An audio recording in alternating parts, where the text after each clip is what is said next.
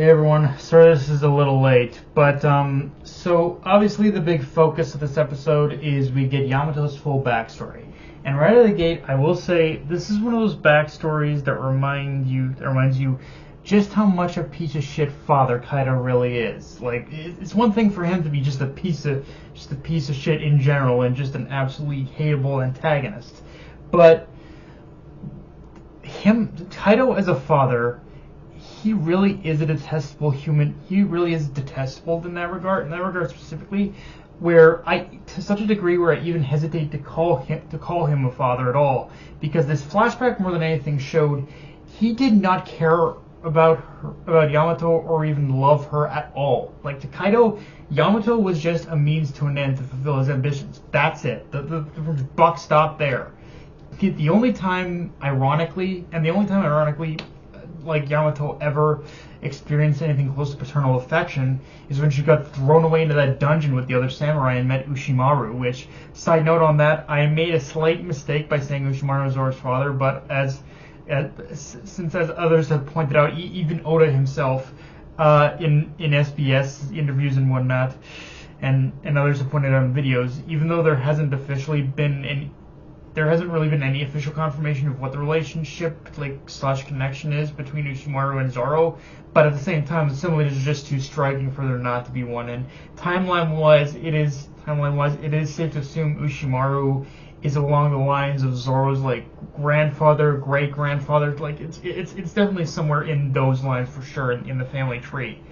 Of course, coinciding with that, we also get the official look at the Shimatsuki clan symbol, which, is the same symbol used on the uniforms of the dojo where Zoro trained. And now with the pseudo reveal of Ushimaru being Zoro's ancestor, grandpappy, whatever, it adds a whole new interesting perspective to Zoro's backstory already. So I can only imagine what the experience of getting that expanded context on Zoro's backstory from the manga is going to be like now, because even if not directly, this backstory does reveal that there is there is a connection between Zoro and Kuina and all that. Of course, also in this flashback, we learned a pretty big reveal in Oden's journal that supposedly Wano was at one point connected to the rest of the world. So the question is, what made them separate? And honestly, for anime-only watchers, this is the biggest clue you will ever receive to what secrets hide away unearthed in Wano, to be precise. With all that said, though, getting back to Yamato's part of the backstory, I do like how it also does give context into her idea of being the one to carry on the name of Oden and what motivated her to side with the samurai and just what motivates her in present day. Obviously her father is an absolute dick cheese, and Ushimaru ultimately proved to be more of a father to her than Kaido ever was, but she was genuinely inspired by Oden's story and believes in the same vein that Oden chose to sail with Roger to the end of the Grand Line. She feels it's her duty to sit with Luffy to the end of Grand Line as well and discover what the secret of the One Piece in Wano is, like Oden did. Now, again, as someone who's read ahead in the manga, it is one of those things where she does land on a different conclusion for this stated goal, but I do like how, just like with the flashback with Ace, this does give a lot more solid reasoning and foundation behind those firm's desires. And honestly, for a time, I couldn't really get behind the idea of her joining the crew, but upon revisiting all of this stuff with the Yamato, it did make me lean more towards wondering what could have been had she joined. But again, I am still happy how Yamato's story will ultimately conclude in Wano, because when you get down to it, regardless of the decision she ultimately makes in the end of, and Yamato is really just a lost soul trying to find her own purpose in life. And frankly, looking back, one big tell that I should have noticed that influences her decision in regards to how her story ends is just her devil fruit in itself, and just the meaning behind her importance to Wano. She really has become Wano's great protector in the most literal sense. Also, yes, baby Yamato is adorable. I'm just gonna get that out of the way right now. Just a whole bunch of great stuff to talk about.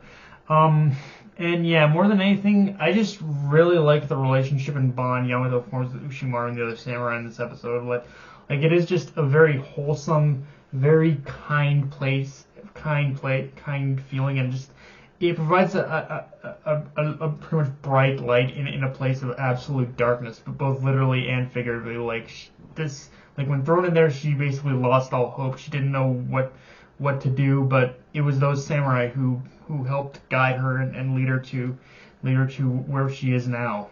But more than that, honestly, the surprising thing to me is how much they managed to make that aspect of the episode work while expanding upon so little. Like, really, I'm not lying when I say this episode is pretty much, aside from maybe working a few things around here and there, this episode is pretty much verbatim what we saw in the manga. Like, really, the only expansion they did I think, is a little bit in the beginning and added visual context when Yamato was reading the journal. But aside from that, not really much changed, which I will say I'm a little mixed on, because while I get there wasn't a whole lot to expand upon, I still think there was areas to this backstory that could have been added, like seeing the moment of Yamato actually training, like I guess expanding more upon the training with Ushimaru and the other samurai, but just more of them bonding. But I'm also kind of glad it didn't do that either, as you could make an argument it could have ruined the tempo and pacing of the flashback as well.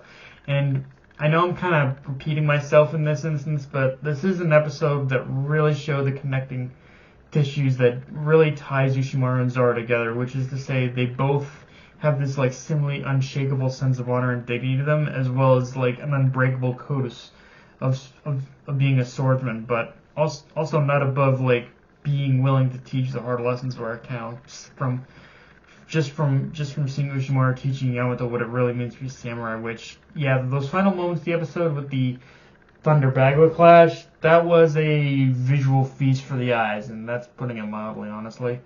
But yeah, guys, that's honestly pretty much all I got for this review. A very simple episode, as you can see. Like, there wasn't a whole lot to it, but enjoyed the video. Like, comment, subscribe. Follow me on Twitter and on this control. Be sure to hit the notification bell, the subscribe button, and just share the video around, guys. Dark Knight of Night signing off. Later, everyone.